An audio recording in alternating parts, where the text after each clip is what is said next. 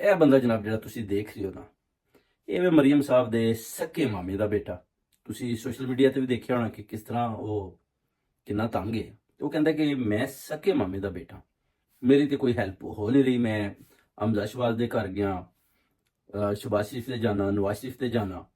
ਨਵਾਜ਼ ਸ਼ਰੀਫ ਨੂੰ ਇੱਕ ਫਕੀਰ ਨੂੰ ਪੁੱਛਿਆ ਕਿ ਤੂੰ ਕੀ ਕਰ ਰਿਹਾ, ਉਹਨੇ ਕਿਹਾ ਤੁਹਾਡਾ ਦੀਦਾਰ ਕਰ ਰਿਹਾ, ਤਾਂ ਉਹਨੂੰ 5 ਲੱਖ ਦੇ ਦਿੱਤਾ। ਤੇ ਮੈਂ ਮਰੀਮ ਨਵਾਜ਼ ਨੂੰ ਵੀ ਕਹਿਣਾ ਤੇ ਮੇਰੀ ਤੇ ਕੋਈ ਹੈਲਪ ਨਹੀਂ ਕਰਦੇ। ਉਹ ਕਹਿੰਦਾ ਮੈਂ ਗਰੀਬ ਆਦਮੀ ਆ, ਸਕੇ ਮਾਮੇ ਦਾ ਬੇਟਾ, ਤੇ ਮੇਰੇ ਵੱਲ ਕੋਈ ਧਿਆਨ ਹੀ ਨਹੀਂ ਕਰ ਰਹੇ। ਤੇ ਅਗਰ ਮੇਰੇ ਵੱਲ ਨਹੀਂ ਕਰ ਰਹੇ ਤੇ ਇਹ ਆਵਾਮ ਦੀ ਖਿਦਮਤ ਕਿਸ ਤਰ੍ਹਾਂ ਕਰਨਗੇ।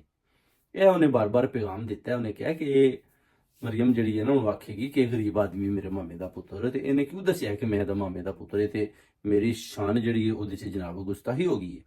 ਉਹ ਕਹਿੰਦਾ ਹੁਣ ਮੇਰੀ ਵੀ ਜਾਨ ਨੂੰ ਖਤਰਾ ਹੋ ਗਿਆ, ਕਿਰਾਏ ਦੇ ਮੈਂ ਘਰ 'ਚ ਰਹਿ ਰਿਹਾ, ਹੁਣ ਜਿਸੇ ਮੇਰਾ ਪੈਗਾਮ ਪਹੁੰਚਣਾ ਹੈ ਤੇ ਇਹ ਜੀ ਮੇਰਾ ਮਤਲਬ ਹੈ। ਮੇਰੇ ਤੇ ਨਾਰਾਜ਼ ਹੋ ਜਾਣ ਕਿ ਤੇਰੀ ਕਿਸ ਤਰ੍ਹਾਂ ਜ਼ਰੂਰਤ ਹੋਈ ਹੈ, ਤੂੰ ਸਾਨੂੰ ਕਹਿ ਦਿੱਤਾ, ਤੂੰ ਲੋਕਾਂ ਨੂੰ ਕਿਉਂ ਦੱਸ ਸਟਿਆ।